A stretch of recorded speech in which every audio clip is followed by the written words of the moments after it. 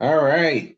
Welcome to another episode of Mornings with Movers. And it is the beginning of August, y'all. I hope y'all been tearing it up. I heard from one of the guys that he's been super slow to the point where he was thinking about going out of business. But it's his first year. I'll give him the benefit of the doubt.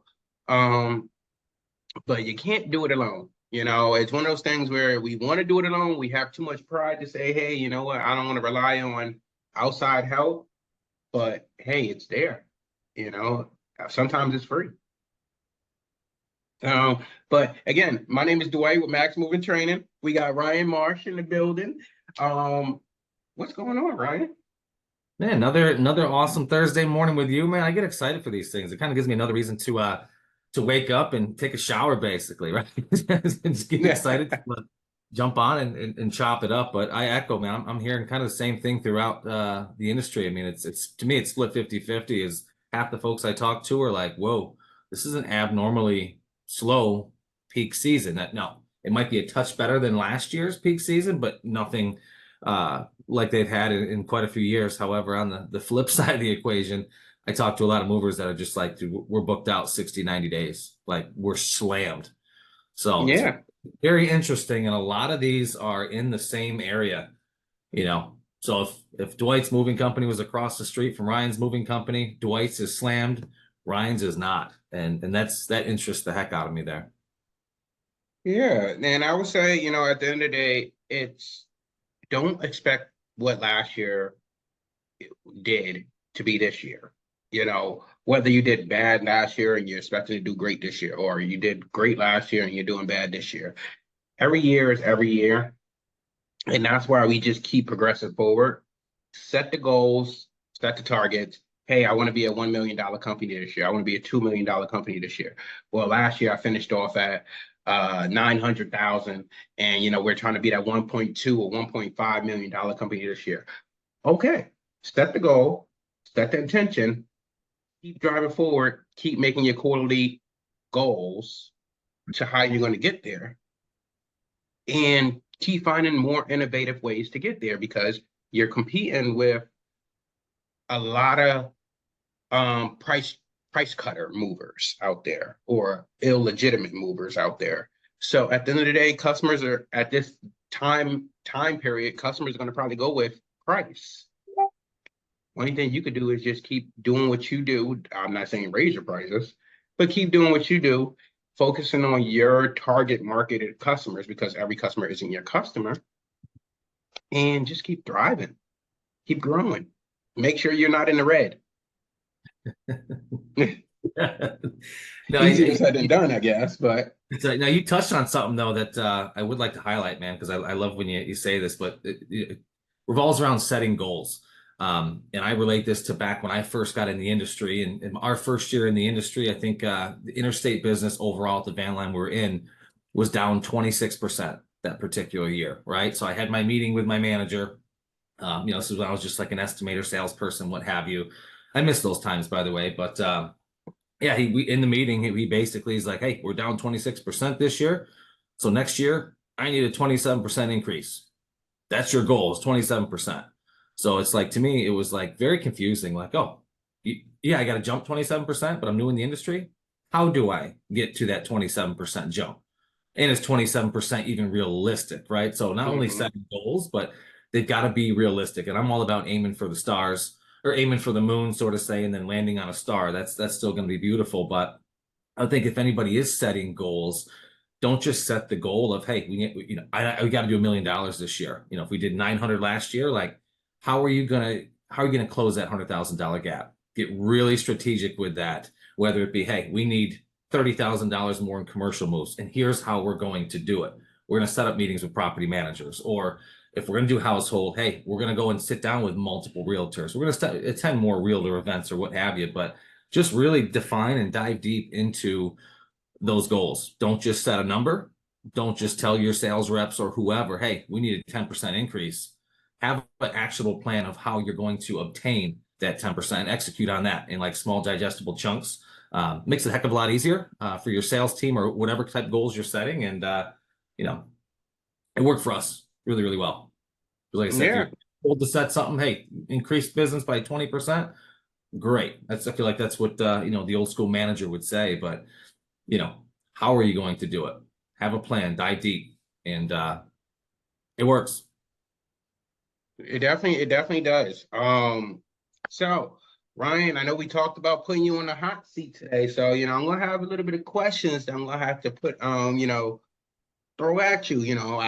I probably don't know these answers, but we're gonna throw them at you. I probably don't know. Um, Now, if I don't know the answer, can I say pass or I don't know. hmm, what do y'all think? Uh, but no, definitely. We got a lot of questions here. So, all right, we'll start you off a little easy. Um, a little icebreaker. So, what is the only fruit that has its seeds on the outside? The only fruit that has its seeds on the Yeah. outside. Uh-huh. See, warmed up. You think I'm like a food historian here or something like that? A fruit historian? Strawberries? See, I knew you would get it. Is it seriously? Yeah. Not even a big strawberry eater. I just figure I'm just trying to like look at all these. I'm like, man, apples don't have seeds on the outside, so grapes don't have seeds on the outside. So I guess we're gonna go with strawberry. Strawberry. Yeah. All right. So what That's a percentage hard of icebreaker. was it? Interesting. What percentage of Americans move each year? Here are the following choices. A, 5%, B, 10%, or C, 15%. Ooh. And what year is this based off of? Oh, just in general. I'm gonna go. I'm gonna go 10%. You're right again. All right, Seriously? all right. Okay. Yeah. Dude, this after spilling my coffee this morning out in the driveway, I'm feeling pretty damn good now. This morning's starting off rough, but we're 2 for 2. Okay. What is the average cost of a long distance move in the US? Oh, now I know that has changed over the past couple years. Wow, I knew what ours was internally. Average price of an interstate move. I'm gonna go. Oh boy, I'm getting this wrong, but I'm gonna go $4,700. Oh, you were very, very close. Because it's such a wide range, it was actually $4,300. See, capacity-based pricing. We were busy that day when I priced it, so I priced it higher. Oh yeah, yep. You gotta price it higher so that you have a little wiggle room. Um, what month is considered the busiest month? Hold on. Which month is the busiest of moving company for moving companies? Ooh, now are they commercial moving companies or just household moving companies? You choose. I'm just gonna go I'm gonna go July. School's out, people move, household. Mm, they say it's June, and I think June is actually pretty busy of a month going into their busy season. Oh, June was crazy for us. Actually, we really started ripping um about was it January, February, about mid-March is when we used to really start ripping with the household goods.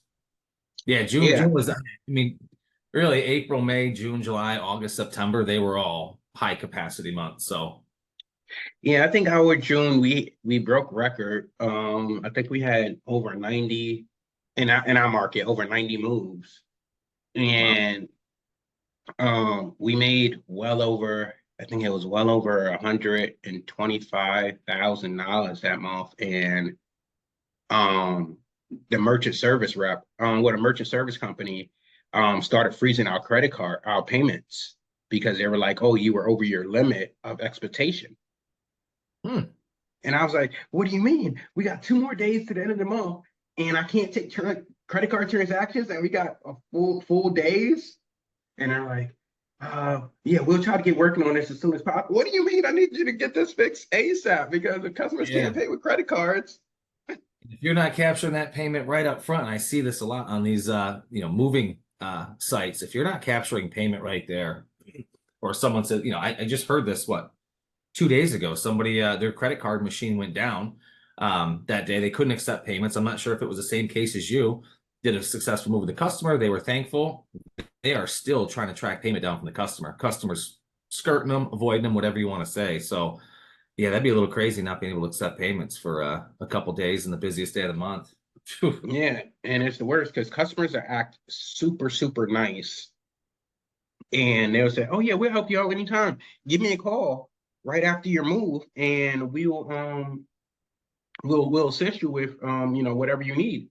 And yeah, try calling them the day after your move, after you move them, trying to collect payment. They They will probably go, found a bunch of damage too, I bet. It's probably claims. Oh, "Uh-huh. this, then I'll pay you. Yeah, I think we should be able to discount this move." Like Yeah, discount? We there's didn't no discount discount. our work. No, that's the problem. Too many people discounting in the industry. Everybody's kind of fighting against each other with this one. It's, instead of bringing everybody up, everyone's kind of really forcing everybody to, play ball with rates, which really, really stinks. Mm-hmm. All right. So another question. Um, speak over human. Let's see. Let's see. Let's see. Hmm, let's see. Let's see. All right.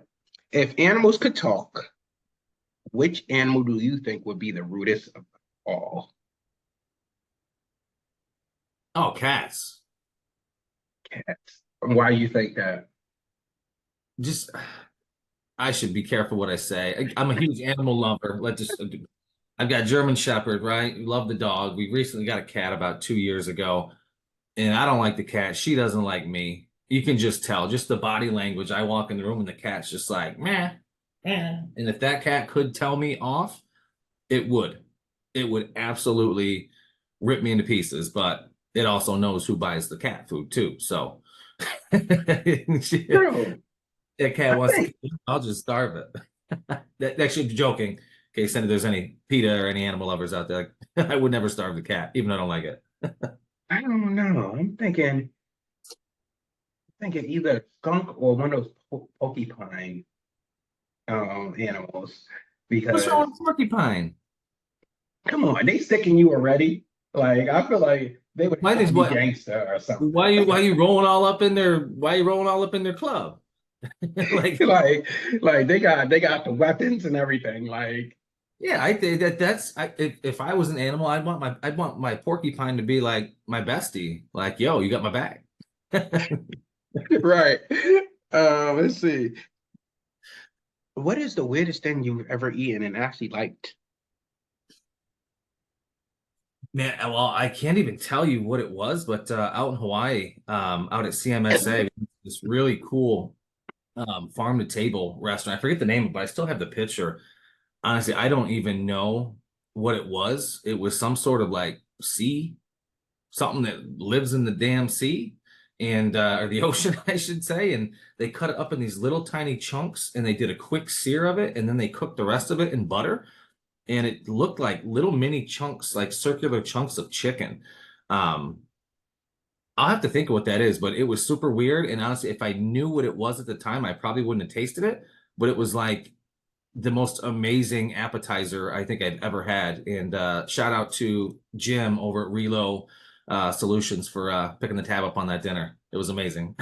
I don't know. I think What I didn't about know what you? my I didn't know what I don't really like eat too much outside of my pilot. But I think mahi mahi was something I tried, and I usually don't try different fish just because I hear about the mercury stories and all this other stuff. And then I didn't even know really what it was. It just sounded like a pretty cool name, I guess. I But then that's actually, that was what part of what I had. I think it was black. I don't know if you can see this, but this yeah. was the same dinner. It was amazing. I think that was blackened ahi with some sort of grass they picked in the field outside of the restaurant, but it was amazing. It was probably like the best experience I've had in a restaurant in probably 10 plus years. I went Very to hard to get reservations here, super intimate setting, and just the service was incredible. I've never had service ever unlike this place. I wish I knew the name of it. Yeah, I went to a restaurant called 99 Prime, and very expensive restaurant. Trying to be a big baller that day. And I was like, you know what? let me take my girlfriend out at the time, and I got the limo, I got everything like that. I'm like, yeah, we can't just be in a limo and go to no McDonald's, like. I thought you said you had the Lambo. I'm thinking you worried about dinner and you got the Lambo. I had the limo, and I Right. never ever paid for a limo, but I got it that day. And the weirdest thing is, I lived on like a public street, but like it was like a private street in a sense. And have a limo come on that street and just look so weird, just get They're it. probably like, who is this dude and what is he doing? Right. So, and it was in Troy. So I know you've been to Troy before. So it's just a thing, you got a limo picking you up in Troy. And I had to drive us to 99 Prime. The restaurant was very expensive, never been there. So I was like, oh, okay. So I look at their menu. The menu had lights in it. I was like, this is cool. That's how you know it's expensive. Yeah. And the bottle of water was at least $25. And it wasn't even Poland Spring. It was just a champagne bottle of water. And I was like, geez. Sounds like it's holy water. Right. I'm like, I wanted a salad. They got the whole letters, folded up into like a little cube or something. I'm like, oh, you fancy. You And remember yeah, the New York State conference that you at? You remember that lettuce, the wedge lettuce salad? Was it something like that? Where it was just like a giant block of lettuce and they just put like blue cheese and like bacon on it. I'm like, what is this? yeah, pretty much. So, got the salad. Then the meal came, and I was like, all right. So I got I think a chicken parm meal, and I thought it was gonna come with like some sides or something like that. They gave me a big piece of chicken with some it was fried, but it was like Parmesan cheese and like it was supposed to be garnishings on the side, but it looked like spinach in a sense, or whatever it was, but it was dry. It wasn't even like cooked or anything. And I'm just like, what the heck is this? Like, is this supposed to be the side? That Like was a no $100 fries, no piece of chicken.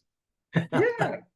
And then come to find out after I got my meal, she got her meal. I think the whole thing came out to like $125 ridiculously. And it was like, oh, I hope you enjoyed your meal, blah, blah, blah. Here's a $25 gift card if you choose to come back. And I was like, yeah, that's how you knew the place was expensive when they gave you $25 off your next meal.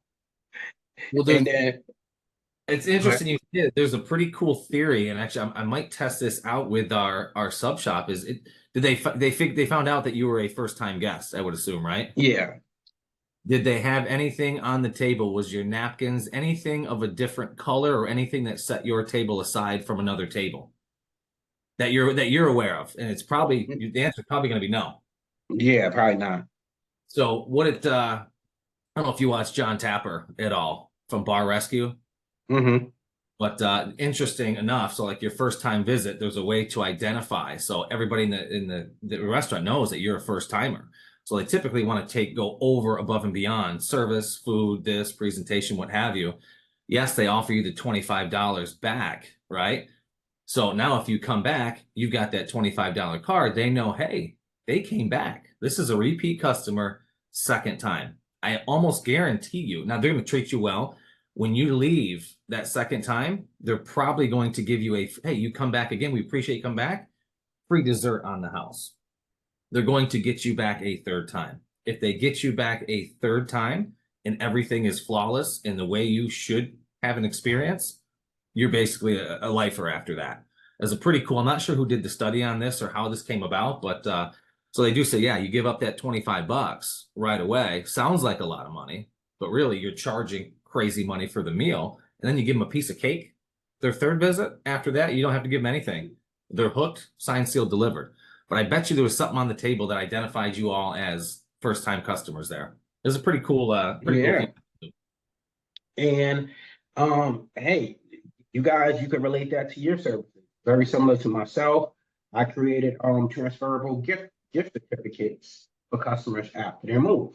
So, as long as they had a great experience, give us a 5-star review, whether it was internal or external, we sent them a gift certificate.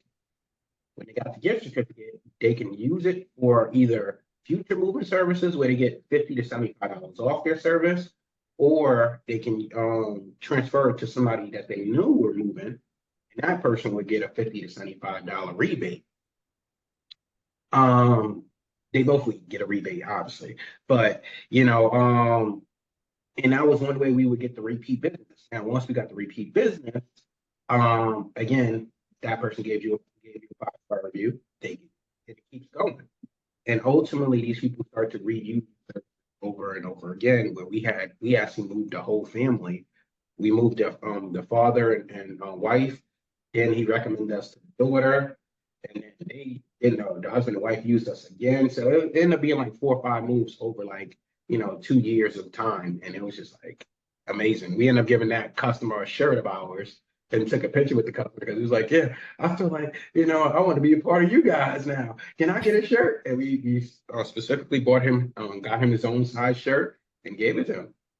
Great. Now, say tomorrow we got 10,000 pound local. We'll see you at 8 a.m. Oh, yeah.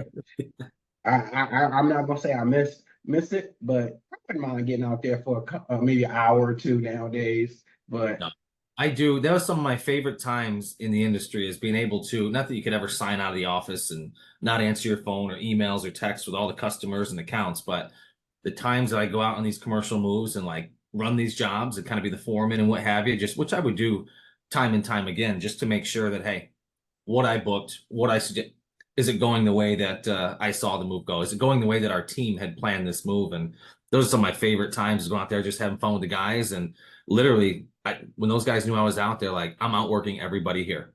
I shouldn't be able to because y'all are seasoned. You do this day in and day out. So you got some, office guy, as we'll call me back then. Like, don't let the office guy outrun you. I'd be sore for 2 days after a move, but I did not quit, man. I just kept it running. I love that shit. the thing is now, were you the ops manager at that time? No, nope, still in sales. I basically handled all sales at that point. Oh, okay, because I was gonna say, like being as an owner, for me, it was like, hey, if I got out there, it was almost not to prove them in any way, shape, or form, but just to show them that, hey, you know what? Because a lot of people, I feel like they get that stigma where it's like, oh, they just us on top and they expect us to break our back and they're making all the money, blah, blah, blah. But to show them every now and then that you can get out there, work with them, show them the process and system, etc. Goes a long way. Even if you just pop out there, grab a couple of boxes, bring them a Gatorade or something like that, just to show that you care. Maybe you're not a lifter. It goes so much a long way, like so far.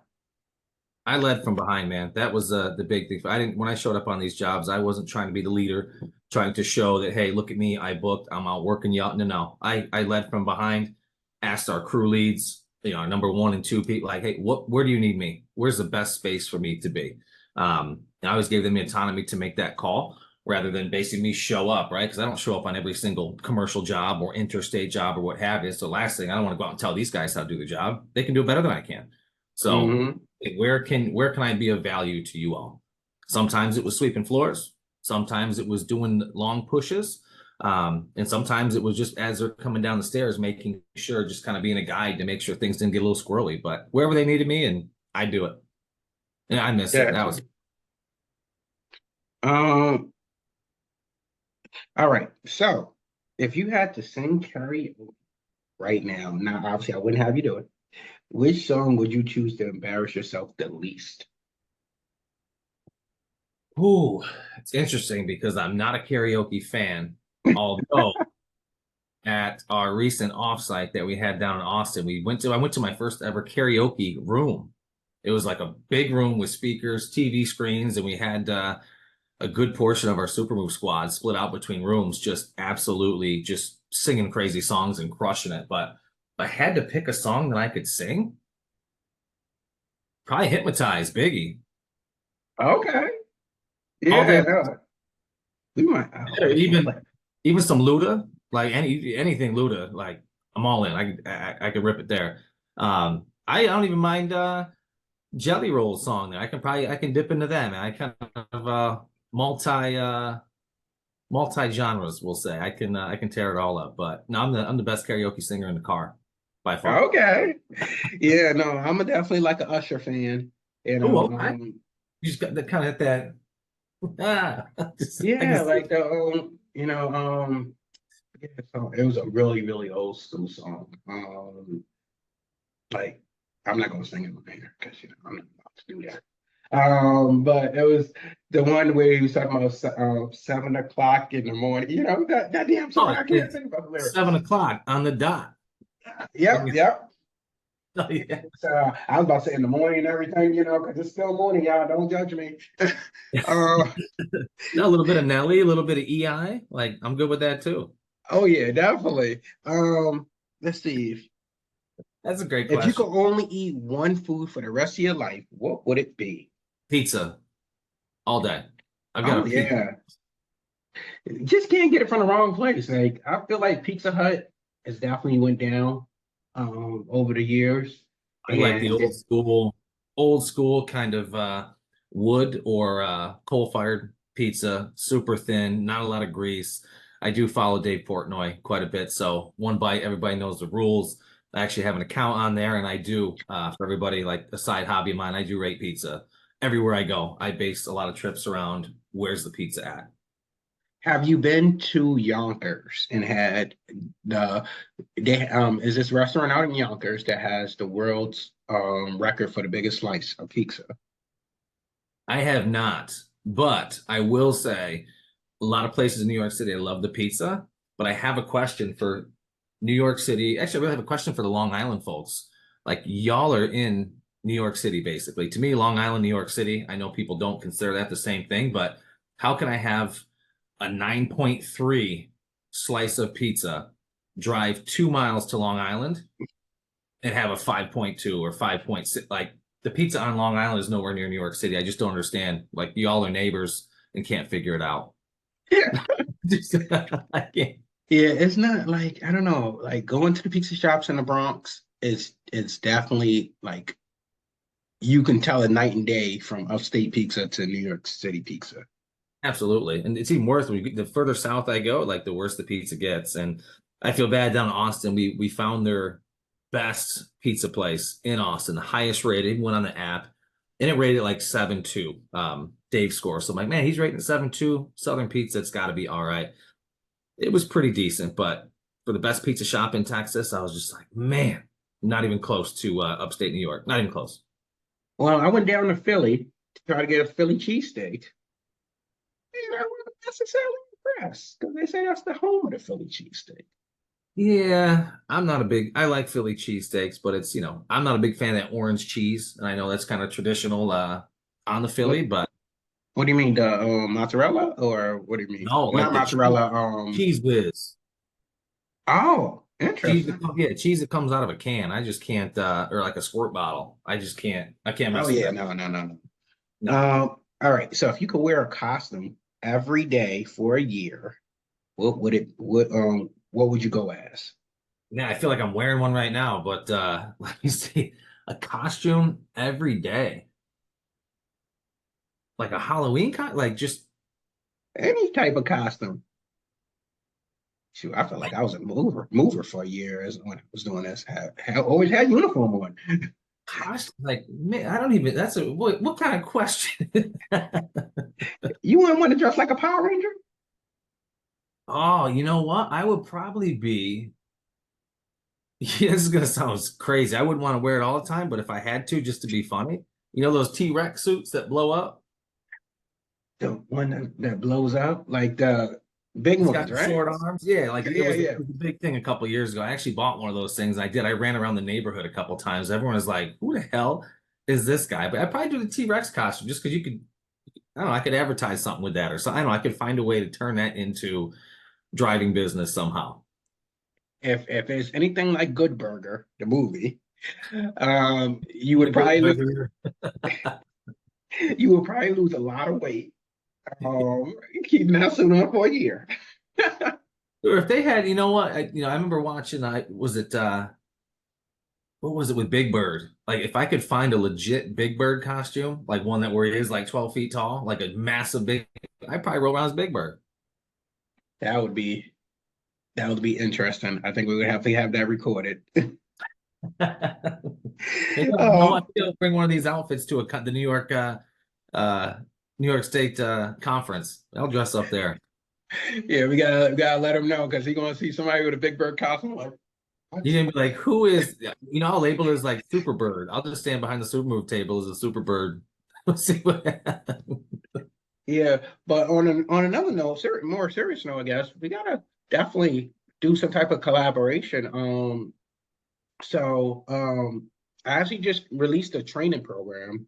Well, yeah, training module, not a program, but based on creating employee buy-in. So I'm really excited about that one for the coaching program, which obviously, aka leadership program. I think we're gonna rename it. Um, but I think we should definitely do a piece, whether it's a collaboration of Supermove and the training aspect, because people are definitely missing that side of it. And I guess everybody is just super focused on the move, and they're not too focused on everything that takes up the move. Like you hear all these stories, you're like, oh, well, it's been slow, or it's been busy. And you're just like, so one thing I hear in that conversation from people are you're focused on the money, which is great, but you're focused on the current day, the current month, but you're not focused on the long-term growth. And I think that if that could be more of a conversation, I think that would probably be good because ultimately you can't think about these 4 months out of the year. You got to think about the whole 12 months out of the year and how it's all going to impact your goal. No, and I love what you're saying there because and I've referenced this a couple times in this episode here. Our recent trip to Texas, we actually visited one of our really, really good customers who, they multi branches. They got companies all over the place. And the first thing I noticed when you walked inside those walls of the office, the warehouse, the break rooms, the bathrooms, the hallways, the internal marketing to their folks of their brand, who they are, the vision, the quality, why they care was everywhere you went. And within the first 30 seconds of me being inside this building, I shit you not, Dwight, I thought I was an employee of this company. Mm. 100%. The way everybody talked to us, treated us, and just everything that you saw everywhere you went was about the company, about the customer. And it was amazing. And after some discussion, I was just like, wow, like how much do you guys spend on marketing? What's your marketing spend? Not to say necessarily the dollar amount, but where are you putting they don't spend a dime on marketing, on external marketing. Not a single penny, Dwight, nothing. All that, all their marketing spend is all internal marketing for their folks, for their Mm. people. And it shows down to the guys sweeping the warehouse floor up to their CEO.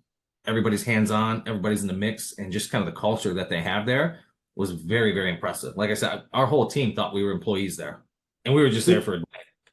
Yeah, and that circles back around to like I said, the whole module I created based on creating buy-in within your Yep. employees. Most people don't even understand the concept of creating buy-in. They just feel like, and we go in depth about it, but they just feel like they need to tell their workers what to do versus ask. And people are like, what? Ask? Hmm, why do I need to ask? Like they got a job, I'm giving them a check, go do their job. But it's a difference in culture, mindset. It's a If you different employee today. It's a completely different employee. And again, with the business that I have on the side as well, I was told initially when I was talking to my friends and people that are in the space with myself, like, dude, the way your setup is, the way you're paying, the performance-based piece, and the way you're rewarding your people for doing what they should be doing, like, of course, they should just be grateful they have a job and they're getting a check. And it's like, well, you would right. you would think, right? But that's the old school way. So Uh-huh. it's no longer just, show up to work, do your job. Like that's what like I incentivize all that stuff. It's so crazy that you literally have to like you show up to work, do your job, like wow. You got to handle the employee a little bit different. And I always find if you put some money behind things, you have more performance based pay, based on a lot of things like cleanliness. Like Mhm. we all should be clean, right? Especially if in a restaurant, everything should be clean, neat, and straight. But putting bonuses and performance pieces behind that definitely helps a ton. I don't ever have to worry about my place not being clean. I don't have to worry about a piece of lettuce or a piece of meat on the floor, anything like that, because they all know health department comes in, things aren't neat, clean, neat, straight in the right order, what have you. They're not going to get their bonus when the health inspection comes in. If they happen to flag us for one thing, nobody gets a thing. But we get a clean health inspection, everybody gets $100 bill, whether you're working that day or you're not. It just, tie into the big picture, right? Thinking about a Mhm. year down, 3 year, 5 years out. It's not a day-to-day piece. It's definitely the bigger picture. But you got to handle these folks totally different. Totally different. So, yeah, and if you're gonna tie money into anything, because sometimes money becomes less valued depending on how you use it. So, prime example, movers, drivers. Oh, well, you know what? I'm gonna pay my driver 25 to $30 an hour because I expect that he's gonna do all this, blah, blah, blah, blah. That worker becomes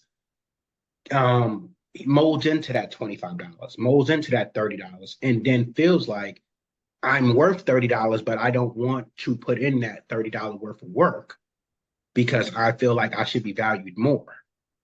Yep. And now you're like, oh, geez, but I'm already paying him that much money. I can't afford to pay him no more because you never incentivized him. You gave him. Yep. So if you tie, like Ryan was mentioning, if you tie it in where it's like, hey, you know what? I'm going to pay you $20 an hour, but if you want to earn that $5 per hour per week, what you can, if you complete these tasks, you will then be $25. If you do not complete these tasks, you will be that $20. Yep. And then they start to look at it way different. Oh, wait, That, wait. that's how, to me, that's how you weed out. That's how you weed out people. So on a new hire, like if I'm hiring for sales right now, and this is going to sound wild, and the numbers are going to be a little bit skewed here, but just we'll keep them simple here. But if I'm looking for a new sales rep, right? It's commission based industry. I'm going to look at you, Dwight, and go, I got two packages for you, Dwight, and this will be in the interview, what have you. Do you want to take $120,000 salary with zero commission, or do you want to take a $65,000 salary, unlimited commission? What are you choosing? Taking For 120, me, I think I would do the 65, you're and hired. You'd be hired because someone, I'll take the 120 no commission. Well, there's no incentive. There's no incentive for them to work to exceed. Like, what is their goal at that point? They're just mhm. shooting for a paycheck. So if I were to hear that as someone that was hiring, obviously you're not going to pay a sales rep 120K to what have you. So fictional numbers. But even if somebody said, hey, you know what? Do you want 90K salary or do you want a $55,000 salary with unlimited bonus? I'm taking the 55K, but you better bet you're behind. I'm going to make way more 90K. I'm probably going to make 140 with commissions. So that's kind of what Yeah. if I were to run a moving company or own a moving company and jump into that space again. I mean, I want to go after the go-getters. And when I hired like my financial controller, so like that, I came, obviously fictitious numbers, but I came in, say like at like 40-something thousand. And they was like, well, I think I'm definitely worth like 52 or, something like that. And it's kind of like, okay, well, if you come in at 40 and we give you an incentive bonus for 24,000 if you hit certain metrics for your job role. How would that sound? Oh, so I can make 62,000 or $72,000 if I just hit these certain goals and metrics. Yeah. Or we can try to figure out where we can find that 52. You won't make any money today.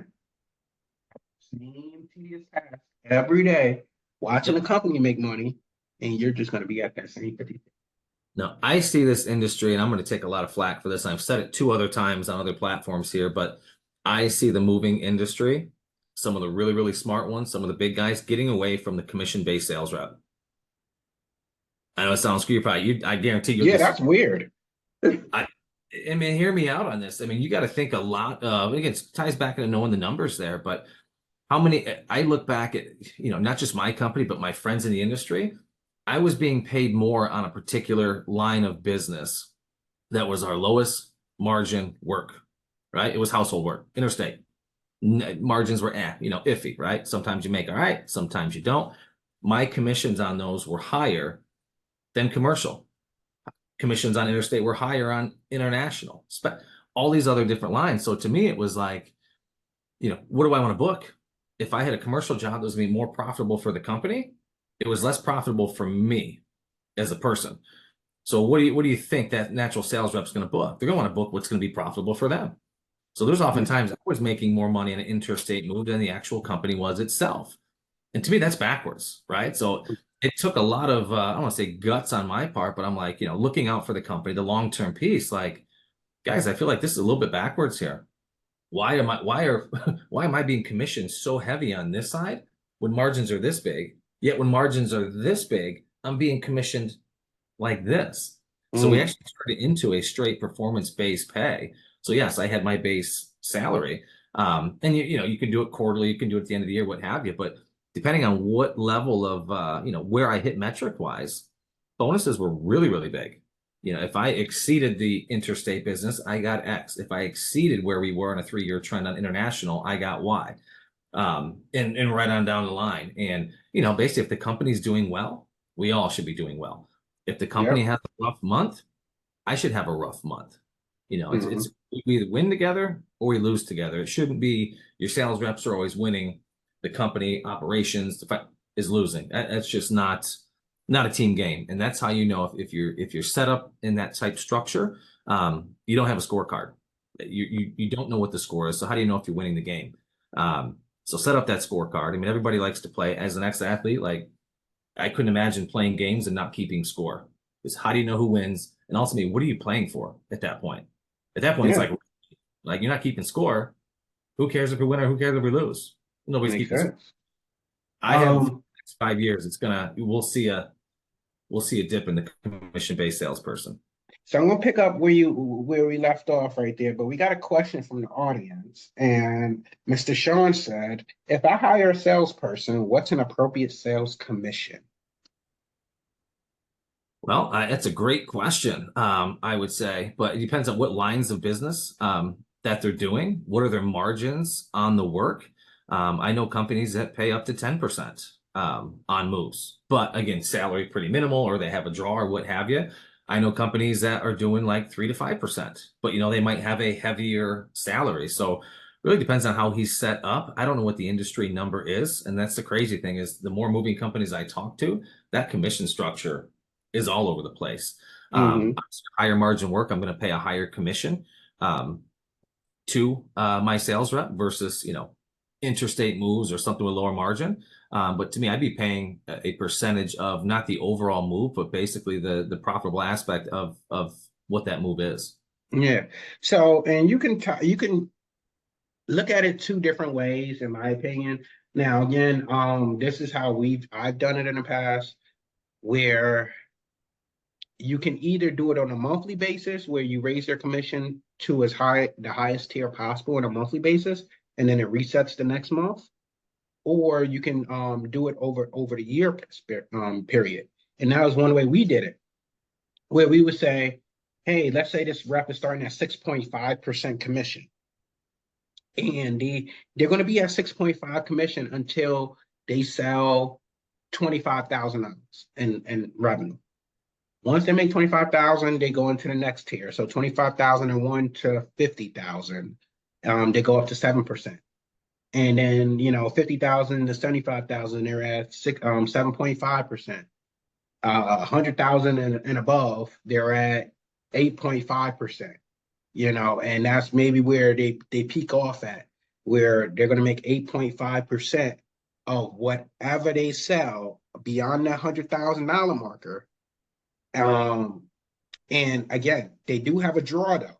So what they're getting paid weekly is their draw. So they need to pay back what we're loaning them, and then they'll get the additional amount as their bonus.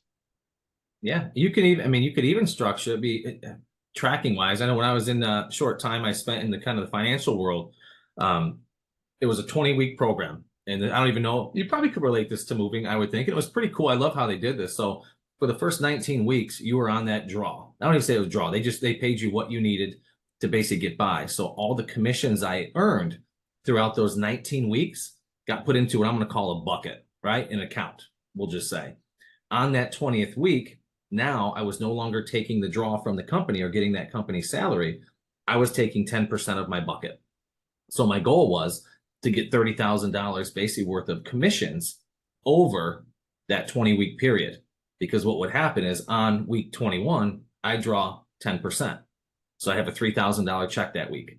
Now, if I booked nothing that following week, right? Now I had $27,000 in my bucket. My check was $2,700. And then again, it continue. But the more you add your commissions to that bucket, the more you can continue that 10% draw from your commissions that you already had. So many ways to set up commission programs. I just think really it comes down to, knowing the numbers, know what your margins are, and what can you afford to pay, based on what lines of business that you do. I've heard some absurd stories where some people either one pay their sales reps, and this is not too absurd, but they either one pay their sales reps bi-weekly where they're paying movers weekly, which is so weird because that's mad awkward for your payroll services. No, actually, I'm sorry.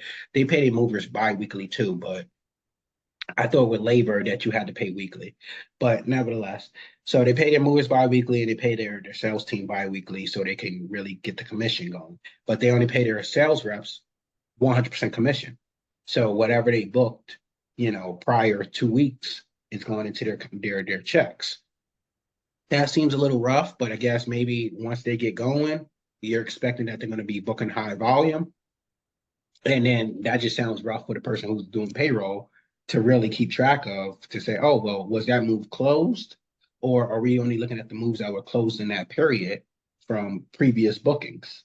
Yeah, I think you got to keep it simple, right? I mean, that's the one thing. I've worked for a couple companies where they had bonuses, incentives, and I'm just like, it all sounds great, but I'm like, how the heck, how are we tracking it? How am I going to get to it? And half the time I'm like, am I hitting it? Am I not hitting it? So I think just whatever program that you drum up or come up with, it's got to be clear and concise, and it's got to be simple.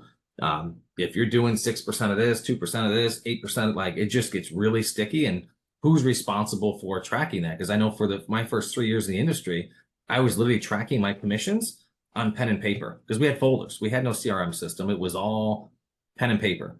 So at the end of a quarter or whenever I said, hey, you know what, Christmas is coming, I want to draw a bonus here or draw a commission check, I'd have to go through our calendar, our book, and go through every move that I did, pull every single folder from every move in handwrite, the order number, the name, the line haul, the packing. I got 2% of this, 5% of this, 1% of that, 10% of booker adjustment.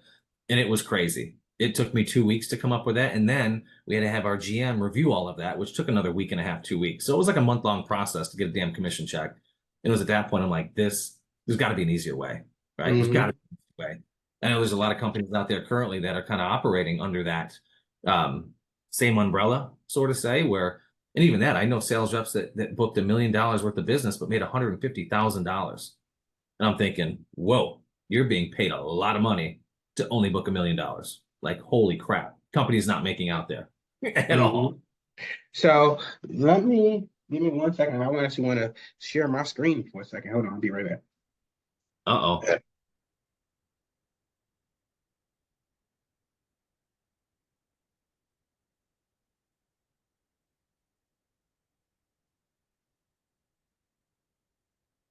Wonder if this will let me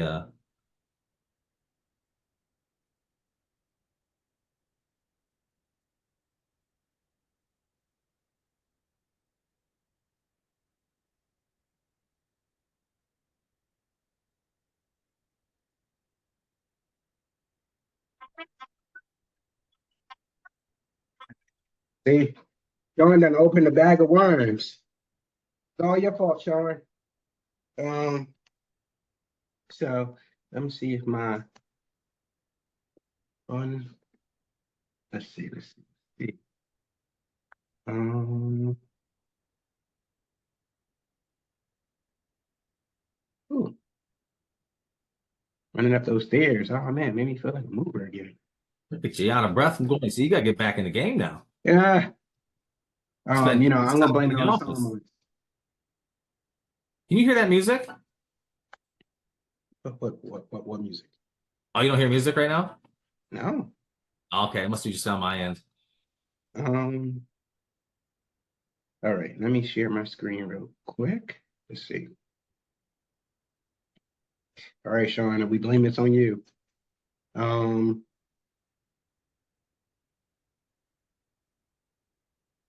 so this was something I created for my staff, just to one get a feel for what, and we would use this for like a orientation breakdown purposes as well. So let's say we expected that they would work 95 hours for the month. There was part-time, obviously. Um, and they would make $16 an hour. That amounts to about 380 a week, 1520 in 4 weeks. Um, if the math adds up. Yeah, yeah. So then let's see. So then if they would need to complete, they would need at least need to sell $23,500 for that period at 7.5%. They would make about 1762.50 for commission earned. Um, with their hourly rate that we already paid them, and then their commission that they made from making that revenue, they would only have a commission of 242.50. But this 23,500 was for them to earn their seat. So just to be clear, that was their bare minimum that they needed to sell to earn their seat within the company at that point. So they're of course expected to make more. So we'll say, well, their target is $30,000 for that month. But if you want to work with us, this is what you need to make. So now with the 30,000, they would earn an extra $300 from their commission because it'll be at 1%. $300 plus the 242.50, they would make an actual extra amount of $542.50 for the month. So then that would put them at $2,000 that they would have earned that month, in short. And that was kind of like how we did it to simplify it and make sure that they knew how they would get paid. So ultimately, they would have got paid 8.5% commission.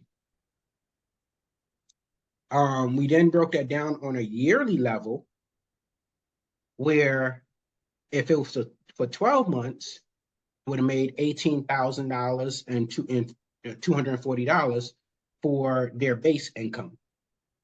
Their yearly revenue, they would have needed to book about $282,000 at about 9%,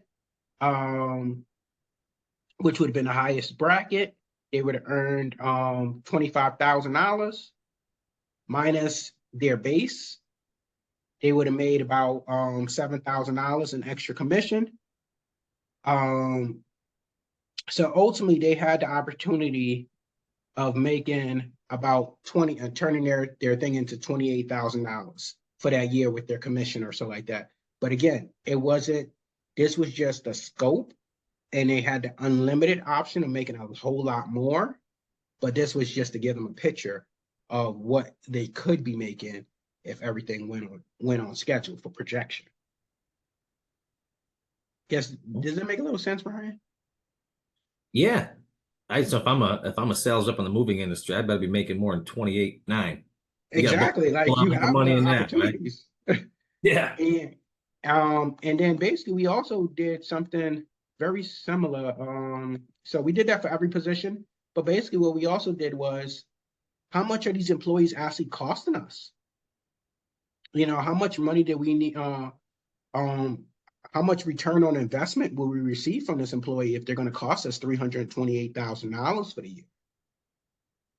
We would do projections, how much taxes we're paying them, total cost of the employee, what return we expected on that employee, and the total projected hours that it would take.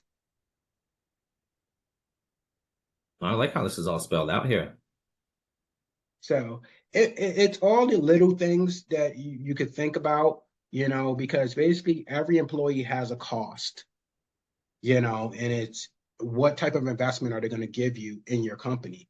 And like a controller, a sales manager, a dispatcher, a general manager. These are people that's not necessarily bringing you in money directly.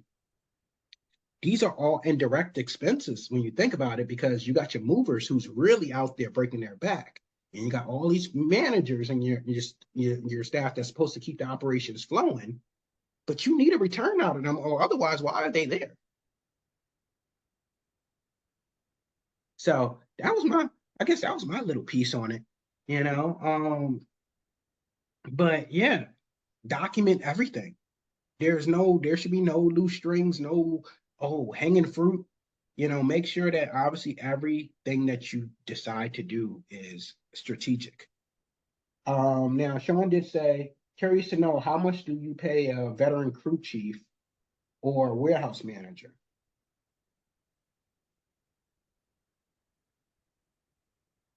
Man, I get goes back to, what type of numbers they are producing, I would say.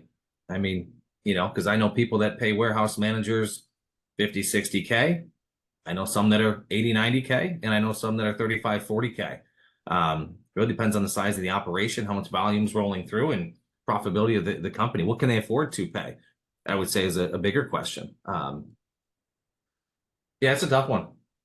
Yeah, I don't. no, I would There's say, so many different cases, and like I don't want to just throw numbers out there because are you a $4 million company? Are you a $500,000 company? I mean, to me, every time, if you're looking for admin space, every time you get for about every $550,000 worth of revenue, I would say it should give you the ability to be able to hire some sort of admin or additional staff, is what I would say. So if you're doing $1 million, I mean, $1 million a year, you should definitely have uh, two admin staff, I'd say, as a minimum. But to me, every 500 to 550,000 bucks is when you should be at that next level to bring on additional staff. But what that pay is really determines on where you're at. yeah.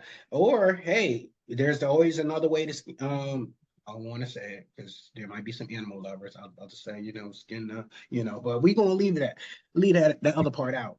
But nevertheless, there is if you're over at least $300,000 to $400,000 and you feel like, maybe you're being held back for growth, but it can't just be just because you're just doing too much outside of work, and you just feel like you're just overwhelmed and you want to hire people to hire. You really got to look at it and see, what is it exactly that you're doing every day. Write it down on paper. What's your task? Are you on the phone handling the sales? Are you in the field as well? Are you dispatching, handling the financial books, doing HR? If you're doing all of those tasks, you're a $300,000 to $400,000 company or so like that, and you don't have anybody else besides me. You don't have anybody else in the office. Hey, consider hiring a customer service rep. Let them take care of the sales so that you know that you've got consistent income, hopefully coming in now. From there, hey, maybe hire a dispatcher. You know, but again, the salaries are going to have to be low starting out, and incentivize them that, hey, once we get to that 500,000 marker, 600,000 marker, I can give you guys a pay bump. I can give you guys yearly merit increases or raises. We did raises every year in December. So right before the Christmas, you say, hey, December 15th, we're going to give out bonuses if we have it, and we're going to give out raises. And the raises that we gave out was never like no 25-cent increase or whatever the case is. If they got 25 cents, they did really hard. And they should Yeah. just be glad they got something. But all of the things that we judged them on wasn't opinion based. It wasn't judgment based. It was based on performance. Hey, how'd you do on your test? I did training with you for every quarter this year, and your training scores was at 80%. So you're going to get an 80% grade in that area of your performance review. And then were you in uniform all the time? Well, how many times did I have to speak to you? Well, I wrote you up multiple times saying that you weren't in uniform. So okay, you're going to get a ding in that area. So you have factual areas that you're grading them on, and you tell them, hey, I'm not opinion based. I don't care. I'm not saying I don't like you, because obviously if I didn't like you, you wouldn't be here. But this is what your raise value is. Yep. But it's where you got to leverage technology too. With as much technology is out there, leverage technology which will allow you to run a little bit leaner and cleaner. Um, this kind of goes back to when I first got in the industry. We had like 12 trucks, and we were doing X amount of millions of dollars. Just because of I don't want to give up the previous company's info and all the detail, but this blew my mind away. So when I first started, 12 trucks doing X amount of $1 million. Then we rolled down to 8 trucks, yet we were still doing the same X amount of $1 million. When I eventually ended up leaving in November, we were down to 6 trucks doing more revenue than we did when we had 12 trucks. How is that? We're doing less volume, higher average contract rate, different lines of business. So I don't know if that even ties into the piece, but I hear people, I want to increase my trucks. I need 12, 15 trucks. It's like, no, maximize the trucks that you have. Diversify your business into higher margin work. I guess the question I would have is, would you rather do 300 moves a month at $300,000? Or would you rather do 100 moves a month at $300,000? As a business, what would you rather do? I would definitely let less resources and more revenue for sure. Absolutely. And I guess that's the other thing too, is before you go jumping into hiring a warehouse manager or something like that, or what have you, I mean, what type of work are they going to be doing? What does the volume look like? Is this something you could even tie in incentivized crew? So rather than spending 45K on a warehouse manager or 43,000 or whatever that number may be, can you take $25,000 of that potential salary to this person and divvy that up into drivers and crew members to assist? We all come back early from jobs, right? We can all come in a half hour early, 15 minutes early to put packing material on a truck or whatever the case is. Like, it just depends on how busy your warehouse is. So, hey, I hope that helped, Sean. We are at the top of the hour, so definitely join us next week. We'll have more gems to drop. And yeah, y'all take care. We'll see y'all soon. Ryan, you want to leave? No, man, it's Thursday. One more day until Friday. Like I said, you're still not used to having weekends off yet here as coming from the ex-moving side of the house. I was always working Saturday and Sundays, but no, just excited. We got some good heat coming, and no, pleasure to jump on and join you. Thank you for the questions, and Big Bird signing off because I've got a 10 o'clock call that I'm 6 minutes late for. All right, y'all. Y'all take care. Later. We'll see you.